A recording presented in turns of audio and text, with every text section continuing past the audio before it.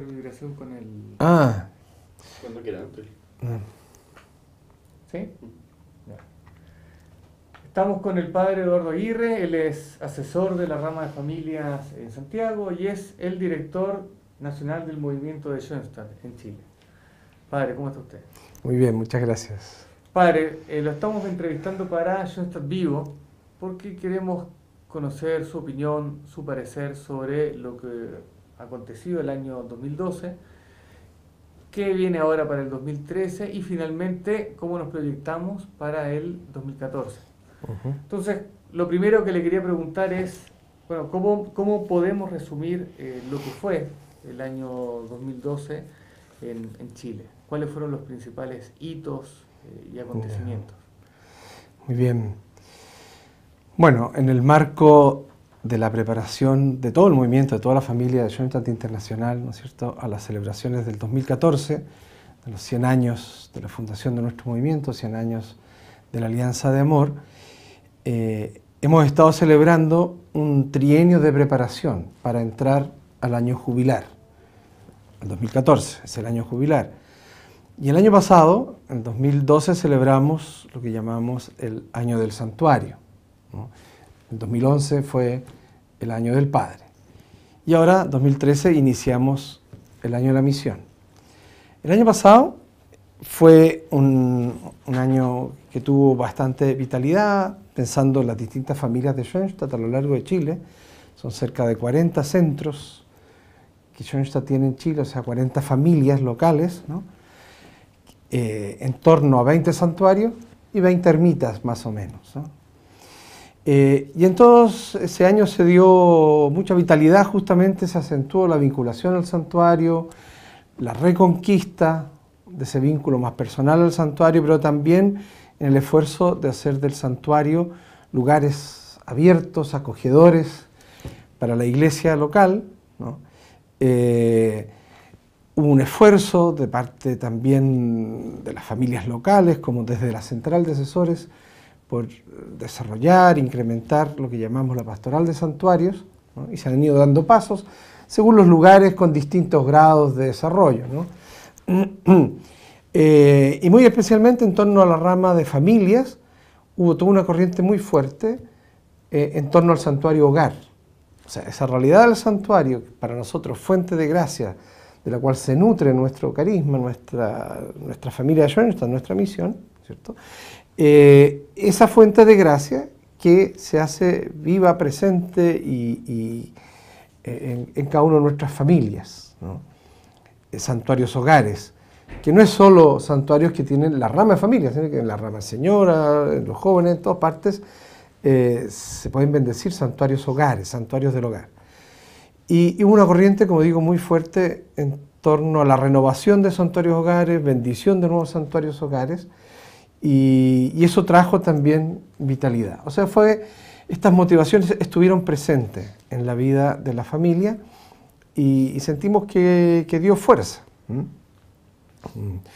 Y también unido al deseo, como les decía, de que nuestros santuarios sean lugares abiertos a la iglesia, de que estemos más insertos en la vida de la iglesia, compartiendo las corrientes de vida de la iglesia, apoyando iniciativas de la iglesia y dejándonos enriquecer también de parte de la iglesia con corrientes que tienen que animar también nuestra familia. Nosotros somos parte de la iglesia, estamos dentro de la iglesia, pero queremos mejorar en esa sintonía. Esas son pistas también que nos siguen motivando hacia adelante, ¿no?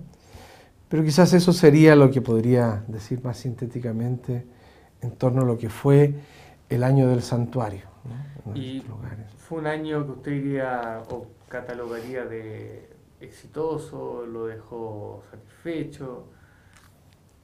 Sí, yo creo que hubo vitalidad, que hubo conciencia en general en nuestra familia, las distintas familias locales, que esto estuvo presente, se tomó en cuenta.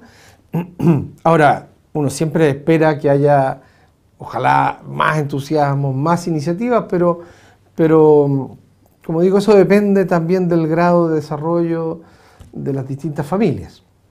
Yo creo que sí, que el balance en general es positivo, y también con la esperanza de que esta corriente de vida, de preparación a las celebraciones del 2014, de la Fundación de Schoenstatt, los 100 años de la Fundación, que esta corriente vaya cobrando más fuerza, que vaya haciéndose más vital, más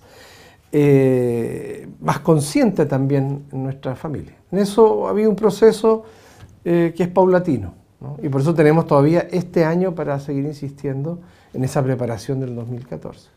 Ahora, me imagino que no todo debe haber salido todo lo bien que uno hubiera querido, o dicho de otra manera, hay cosas que siempre se pueden mejorar. ¿Qué aspectos de lo que ocurrió en el 2012 podrían mejorarse con miras al 2013? 2013. Bueno, tiene que ver también con lo que es este año de la misión, ¿no? La esperanza de que ese tesoro que nosotros tenemos, el santuario, la alianza de amor, eso que a los schoenstattianos ha marcado nuestra vida, que nos ha transformado, que nos ha fortalecido en la fe, eso tenemos que entregarlo y tenemos que ofrecérselo a la Iglesia.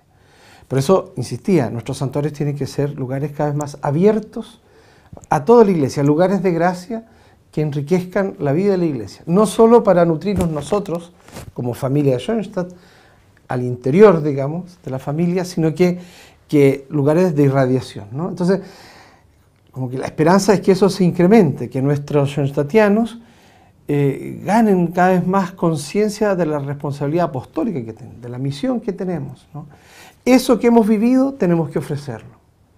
Eso que para nosotros ha sido importante y que nos ha llevado a comprometernos con Schoenstatt o a sentir que Schoenstatt es nuestra casa, nuestro lugar para vivir la fe y la Iglesia, digamos, eso tenemos que darlo.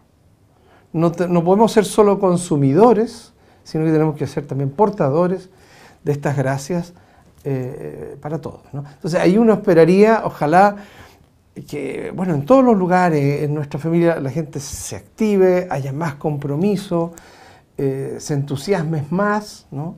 Con esa conciencia de misión. Bueno, eso es un poco la esperanza de lo que tiene que ir pasando también en este año. Ahora, en el año de la misión, ¿hay alguna serie de actividades que se estén pensando, algunos enfoques, qué temas, cómo se va a abordar este año? Claro. Bueno, esta planificación del trienio de preparación, ¿no es cierto?, con este tercer año consagrado a la misión o orientado a la misión, es algo que se organizó, por así decir, se pensó ya a partir del 2009, 2010 se fue formulando, ¿no? Pero el año pasado, el Papa Benedicto XVI, ¿no es cierto?, que va a renunciar ya mañana al pontificado, inició en octubre un año de la fe en la Iglesia. O sea, es un llamado a la Iglesia a renovarse en la fe y a renovarse en su compromiso vivo con Cristo para evangelizar el mundo actual.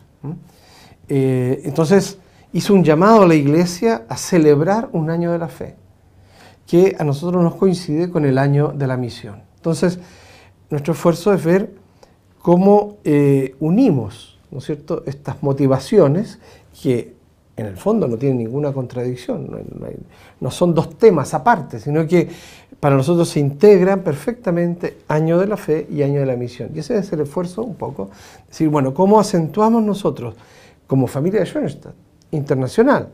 Pero a nosotros nos compete sobre todo preocuparnos de Chile. ¿Cómo celebramos como familia de Schoenstatt este año de la fe y de la misión?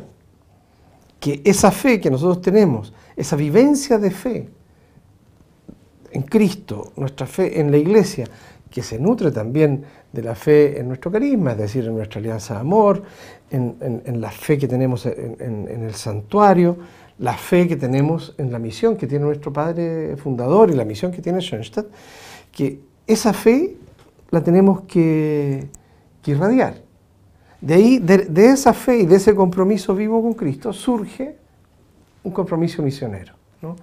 En esa línea va, digamos, un poco nuestra reflexión. Ahora, considerando lo que usted dice, siendo que estos son tiempos para la Iglesia un tanto complicados, ¿cuál puede ser el aporte que le puede dar Schoenstatt a la Iglesia con la actualidad que se está viviendo? Ya. A ver, bueno, este sería un tema muy largo. Voy a tratar de concretizarlo quizás en torno a las necesidades, como tú dices, que la misma Iglesia tiene hoy, ¿no es cierto? Y está este signo tan fuerte, esta gran sorpresa que nos dio el Papa en febrero anunciando que iba a dimitir, y la responsabilidad que Schoenstatt siente por servir a esta Iglesia de nuestros días y a la sociedad que estamos viviendo. A ver, pero primero decir que uno de los grandes aportes que Schoenstatt tiene a la Iglesia en el sentido de la fe es aquello que nosotros en Schoenstatt llamamos la fe práctica en la divina providencia, ¿no? Es una manera de entender y de vivir la fe. No es solo la fe que se basa o que se sustenta en la doctrina, en los dogmas de la Iglesia que están formulados, en los cuales creemos, sino que la fe práctica acentúa también el diálogo con el Dios de la vida, ese Dios que se manifiesta en la historia. Es un Dios que interviene, que está vivo en su Iglesia y que en la conducción de la Iglesia, a través del Espíritu Santo, y en la conducción de nuestro movimiento, por ejemplo, en la conducción de los acontecimientos de la historia universal, incluso en la conducción de mi propia vida personal, allí se va manifestando Dios y se va manifestando un plan de amor, de sabiduría, de poder que Él tiene, al cual nos llama a colaborar. Y nuestro esfuerzo en esta fe es poder sintonizar, descubrir qué es lo que Dios quiere, cuál es la voluntad de Dios, cuál es ese plan para yo comprometerme y colaborar, ¿no? Por eso nosotros hablamos de una fe práctica en la Divina Providencia, una fe práctica que nos lleva a actuar, una fe práctica que nos lleva a comprometernos y a hacer historia con Dios. Es una fe que tiene capacidad, por así decir, también de sorprendernos. Por un lado, tenemos los dogmas, como digo, como sustento, una doctrina clara que nosotros adherimos claramente, ¿no es cierto?, en la Iglesia, pero Dios sigue actuando y nos puede sorprender. Nosotros partimos febrero con esta noticia sorprendente del Papa, tenemos que asumirla como un signo de a ver qué nos dice Dios con esto, a qué nos interpela, y nosotros tenemos que tratar de responder con fe. Bueno, todo este tema de la fe práctica que es clave, ¿no es cierto?, en nuestra espiritualidad, nosotros sentimos que es un gran aporte que tenemos que dar al hombre de hoy. Para que se renueve en su fe, el hombre de hoy tiene que experimentar a un Dios vivo que está presente en su vida. No basta con que se sepa el catecismo, no basta con que sepa que Dios existe. Lo importante es que el hombre de hoy llegue a tener una relación viva, de amor vital con Dios, que sea un vínculo, ¿no? Esa es la fe que se necesita, porque la fe que es puramente racional o doctrinal no sostiene, no es capaz de responder a las circunstancias concretas que una persona puede estar viviendo en un momento de su vida. O no es capaz de entender, bueno, qué está pasando en el mundo, donde si hacemos un análisis frío de todas las crisis que se vive en el mundo actual, decimos, bueno, ¿y dónde está Dios aquí? Está ausente. Entonces tenemos que saber descubrir a ese Dios que actúa en la historia. Bueno, ese capítulo de fe práctica es fundamental. Nosotros sentimos que renovarnos para nosotros la fe es profundizar en esta actitud de fe práctica, y eso tenemos que ofrecérselo a la Iglesia. Y nosotros basamos esa fe en nuestra experiencia de la alianza de amor con María, ¿no es cierto? María, que está presente en nuestra vida, nos enseña a vivir la fe práctica en esa alianza. Tenemos la experiencia de la presencia de Dios y de la Virgen en el santuario, que es un lugar de gracia para nosotros, donde acudimos con todas nuestras necesidades cotidianas, etcétera, con aquello que va conformando nuestra vida. Eso quisiéramos ofrecerlo. Principalmente, ¿hay algún otro aspecto? ¿Otro tema que sería importante mencionar acá?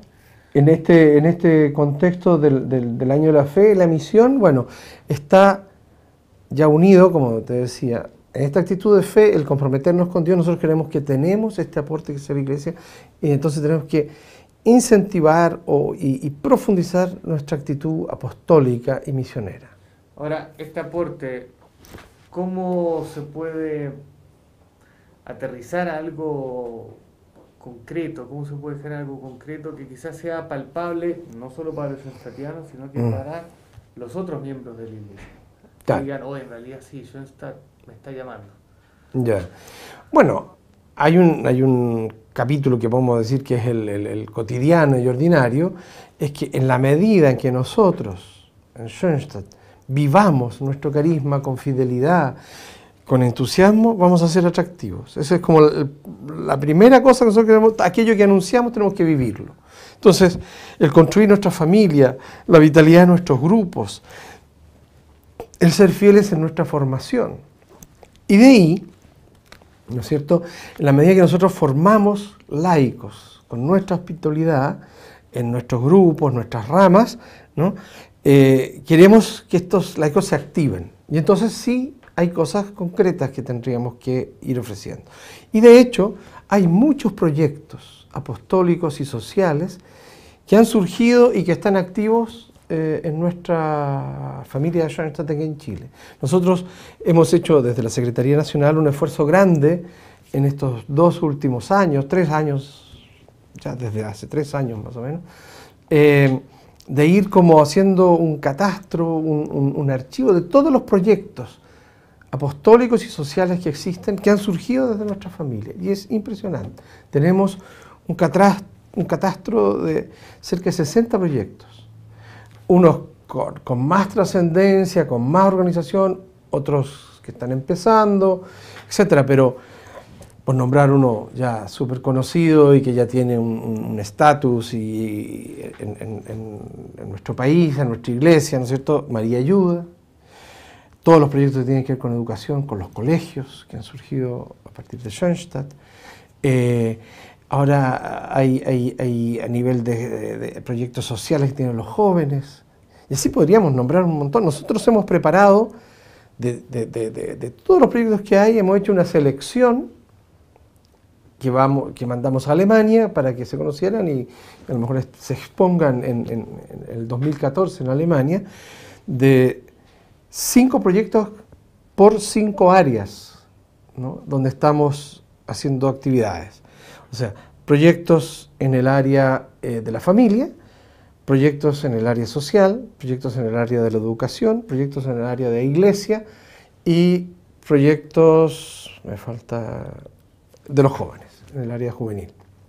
O sea, estas son 5 áreas donde Schoenstatt se quiere proyectar especialmente para dar su aporte, a partir de su carisma, ¿no? Y voy a repetir, en otro orden, pero iglesia, familia, juventud, educación y sociedad o proyectos sociales, ¿no?, en el ámbito también más de ayuda a los sectores más pobres, ¿no?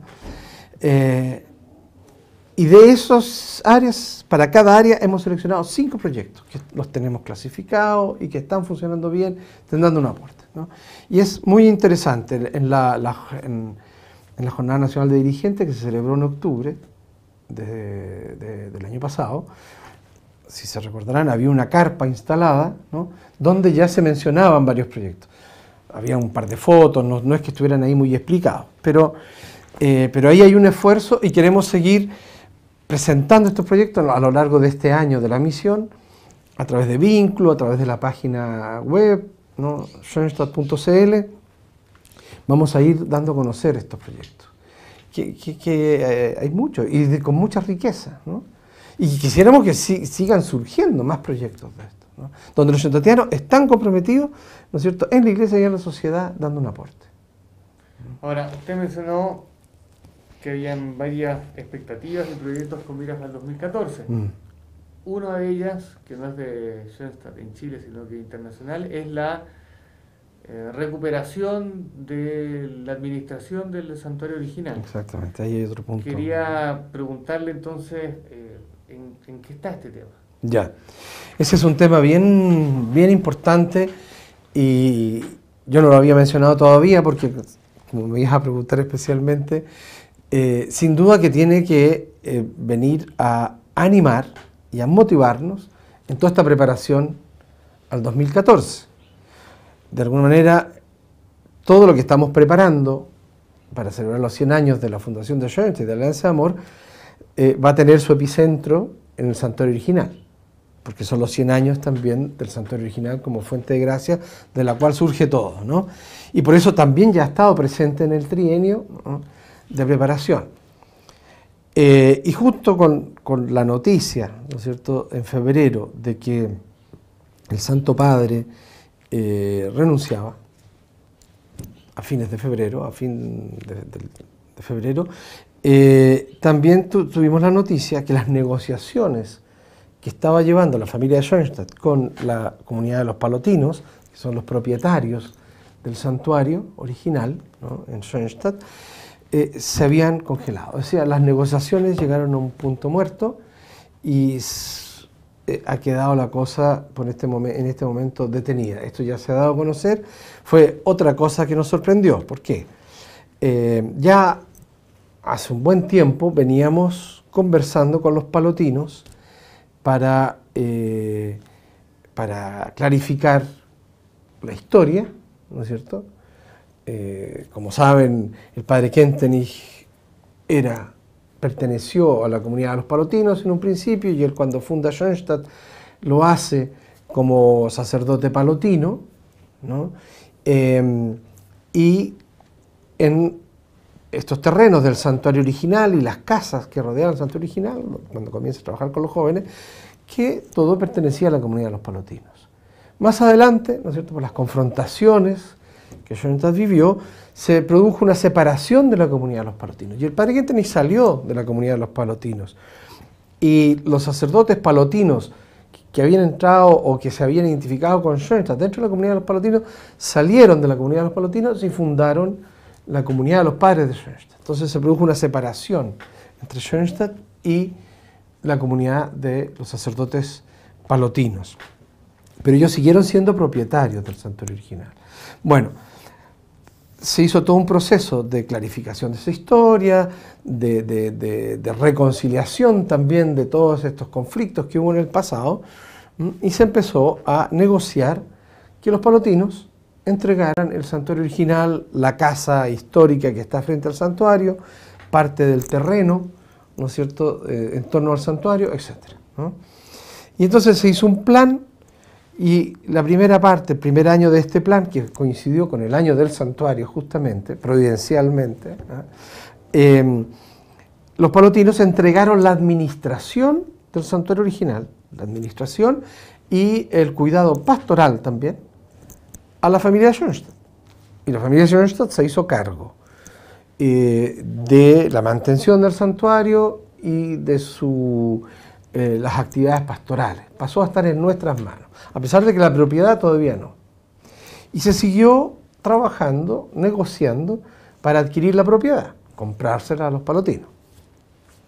Pero en estos momentos hubo un conflicto. Esto apareció en una carta que mandó el presidente de la Presidencia General de la Obra, que es el padre Heinrich Walter, que es el superior general de nuestra comunidad, ¿no es cierto?, pero que preside el Consejo General de nuestra familia, y donde él anuncia, ¿no es cierto?, que se han detenido las negociaciones porque después que ya estaban las cosas avanzadas, los palotinos pusieron una nueva condición, ¿no es cierto?, de ellos que quieren que, además del pago que se estaba pensando, que entreguemos una casa que pertenece a la comunidad de sacerdotes diocesanos de Schoenstatt.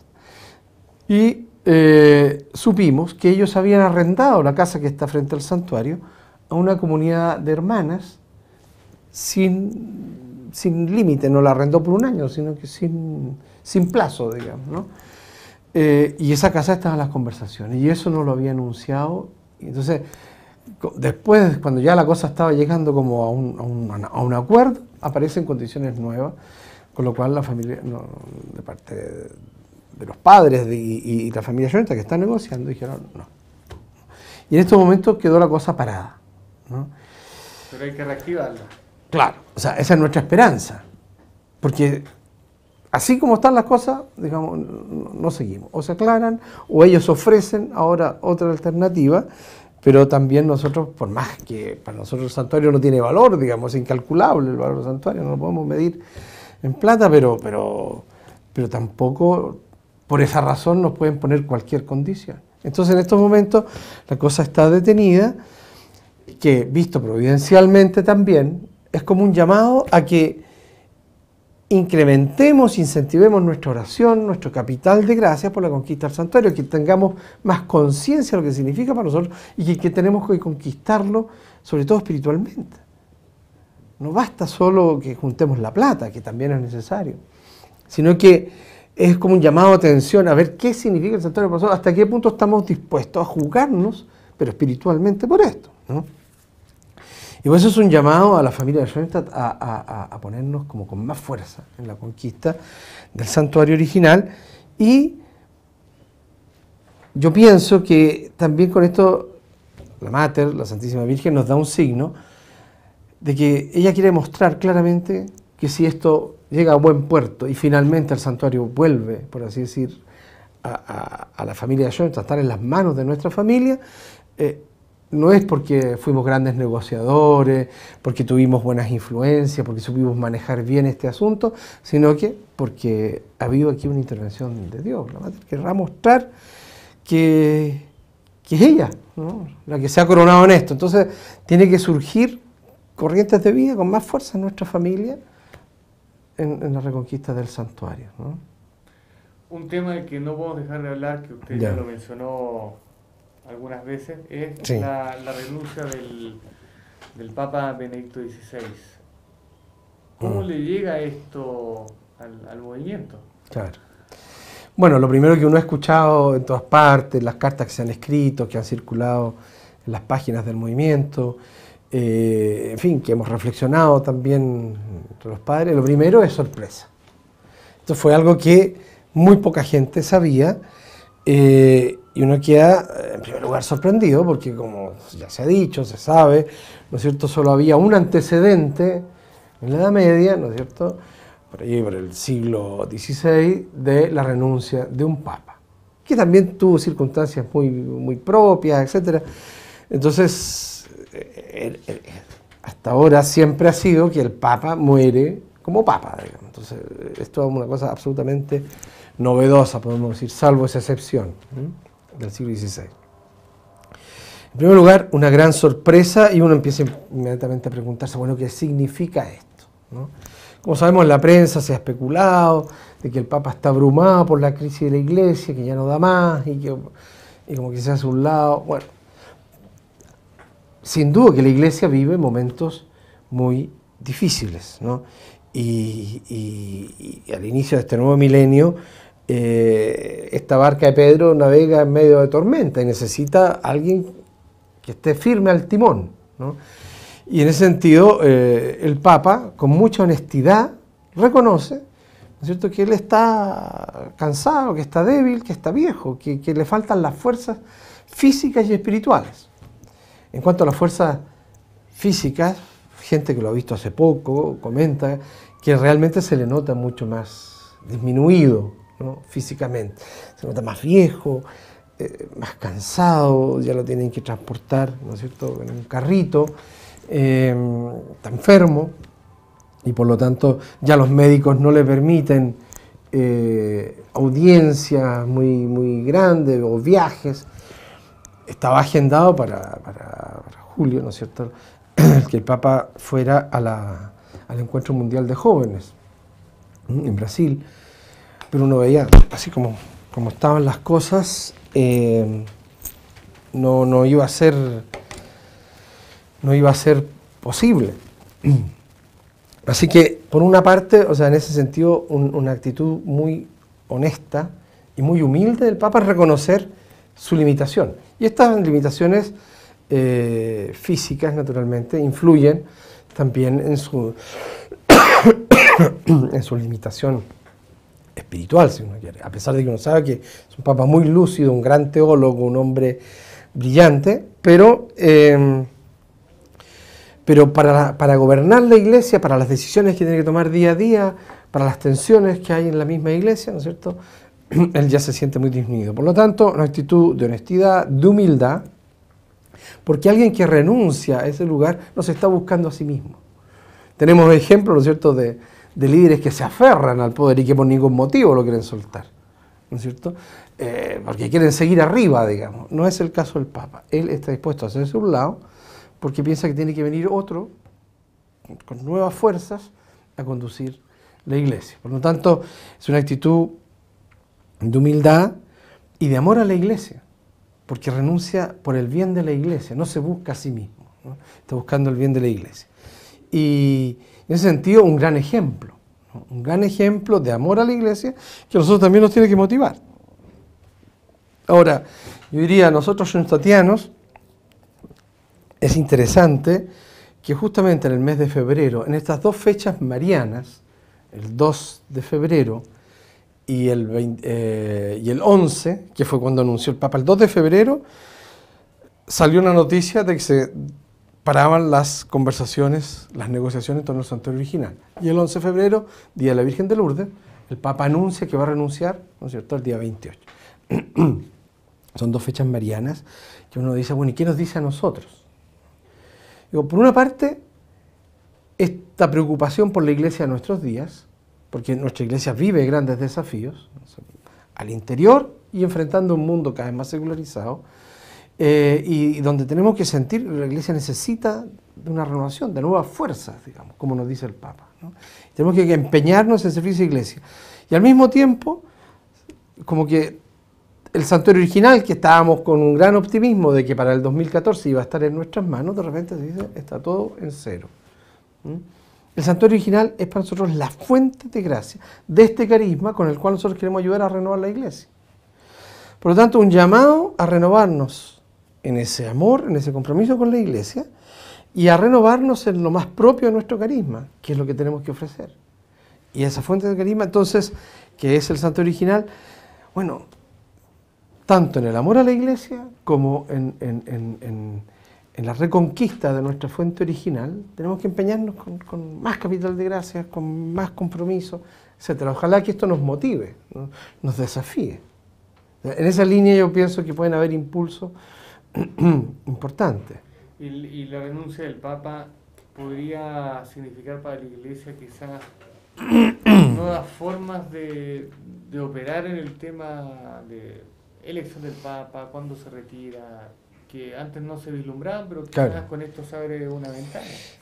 Sin duda que esto causa un precedente, ¿no es cierto?, porque va a haber un Papa emérito, como salió ya se anunció en el Vaticano, así se va a llamar, un Papa emérito, que va a vivir, ¿no es cierto?, en el Vaticano, que probablemente va a poder ejercer una función de consejo para el nuevo pontífice, que va a ser la cabeza.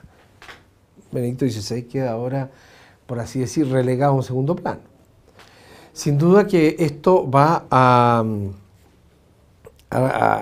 exigir aclaraciones. Es probable que se clarifique al futuro, se renueve el colegio cardenalicio. Hay una serie de medidas estructurales a lo mejor que tendrá que tomarse. Y ahora, cada nuevo papa que es la cabeza de la Iglesia, uno espera siempre que sea capaz de ayudar a la Iglesia a enfrentar los tiempos que se viven y hacia el futuro. Entonces, probablemente traiga reformas que se necesitan en la Iglesia, tanto en la curia como en la proyección de la Iglesia en el mundo, que se siga realizando el gran impulso del Vaticano II, digamos, que es abrir la Iglesia hacia el futuro, hacia el tercer milenio, ¿no? Sin duda que va a haber reformas, pero tenemos que esperar quizás para ver. Ahora se especula mucho siempre, como aparece en la prensa, cuáles son los papábiles, de qué sectores, si va a ser europeo, si va a ser del tercer mundo, si va a ser del sector de los italianos o latinoamericanos. Mira, se pueden especular, se pueden hacer cálculos, pero la verdad es que confiamos que el Espíritu Santo ilumine a los cardenales y elijan al hombre más adecuado para lo que se está viviendo, que tenga el mejor perfil frente a los desafíos que se viven, el más capacitado en estos momentos, que podría ser un europeo, podría ser un latinoamericano o del África, quién sabe. Bueno, muchísimas gracias, padre. Eso fue la entrevista con el padre Eduardo Aguirre.